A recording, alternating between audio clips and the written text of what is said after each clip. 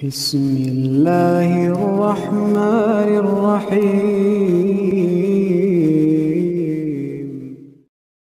Kata Rasulullah SAW, Inna rajula la yakunu lahul manzilatu inda Allah. Sungguh ada seorang, dia punya kedudukan di sisi Allah Subhanahu wa taala.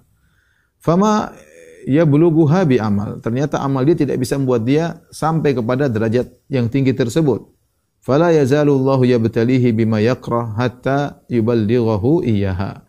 Maka caranya agar dia bisa naik derajat sampai pada tersebut, maka Allah Subhanahu wa taala memberikan dia musibah terus, musibah sampai dia mendapatkan pahala yang cukup untuk mendongkraknya naik di atas derajat yang tinggi. Maksudnya apa, bagaimana ikhwan? Maksudnya begini, sebagian kita mungkin beribadah, dia salat, baca Quran, ya, tapi pahalanya enggak bisa dongkrak dia ke derajat yang tinggi. Dan Allah sayang sama dia, Allah ingin dia naik derajat tinggi, kemudian Allah kasih musibah. Karena musibah itu benar-benar pahalanya besar bagi orang yang sabar. Bukankah Allah mengatakan innama yuwaffas sabiruna ajrahum bighairi hisab? Sesungguhnya orang-orang yang sabar diberi pahala tanpa batas, ya. Karenanya sabar itu pahalanya sangat besar, ya. Dan banyak Allah sebutkan masuk surga dengan kesabaran, ya. Salamun alaikum bima sabartum. Masuklah kalian surga karena kesabaran kalian, ya. Banyak dalam ayat Allah mengatakan demikian. Kalian masuk surga karena wa jazaahum bima sabaru jannatan wa harira. Allah memberi balasan kepada mereka karena kesabaran mereka. Allah berikan surga, Allah berikan sutra bagi mereka, ya. Ulaika yujzaunal ghurfata bima sabaru dalam surat Al-Furqan. Sungguhnya mereka itu diberi ganjaran yang tinggi karena kesabaran mereka. Jadi sabar dalam menghadapi musibah ini pahalanya besar. Nah, ketika Allah melihat seorang hamba, dia sholat, dia sedekah, tapi sedekahnya tanggung sedikit, sholatnya juga tanggung, sholat malam cuma 1 rakaat, ya, baca Quran tanggung cuma 1 halaman, maksudnya ada dia, oke lah, derajat dia bagus. Cuma kalau mau naik derajat tinggi nggak bisa, semua ibadah dia tanggung. Terus bagaimana? Ya, ada cara yang Allah berikan kepada dia agar derajatnya tinggi, dikasih musibah. Yang dia tidak suka dengan musibah tersebut, tapi Allah tarik dia untuk ke tempat yang tinggi. Caranya dikasih musibah. Dia bersabar. Dia mengatakan inna lillahi wa inna ilaihi raji'un. Dia mengatakan alhamdulillah ala kulli hal. Allahumma ajurni fi musibati hadza, ya Allah berikanlah aku pahala di balik musibah ini, ya.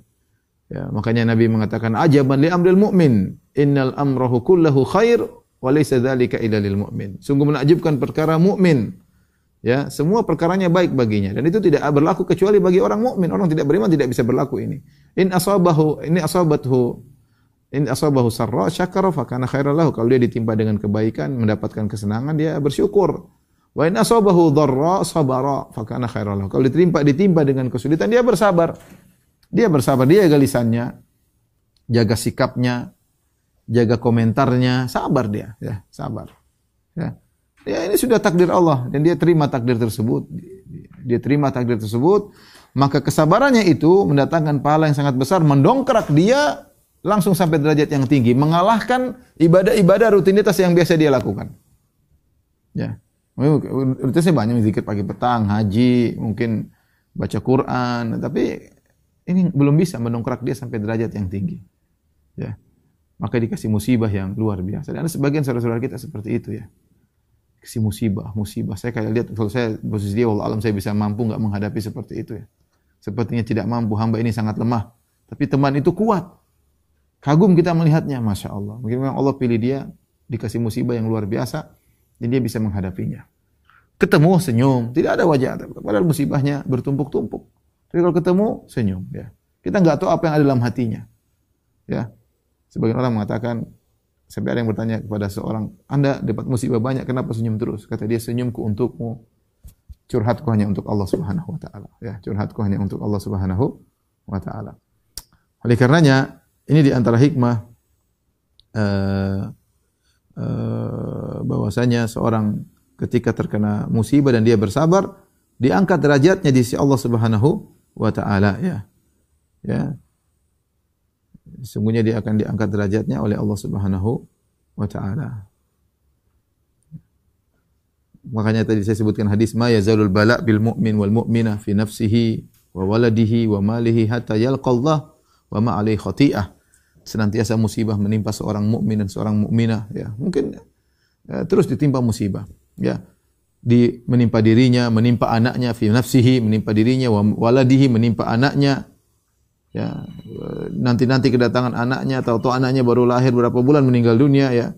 Wa malihi, menimpa hartanya, sampai dia bertemu dengan Allah kosong bersih, tidak ada dosanya sama sekali. Derajatnya ditinggikan oleh Allah Subhanahu wa taala.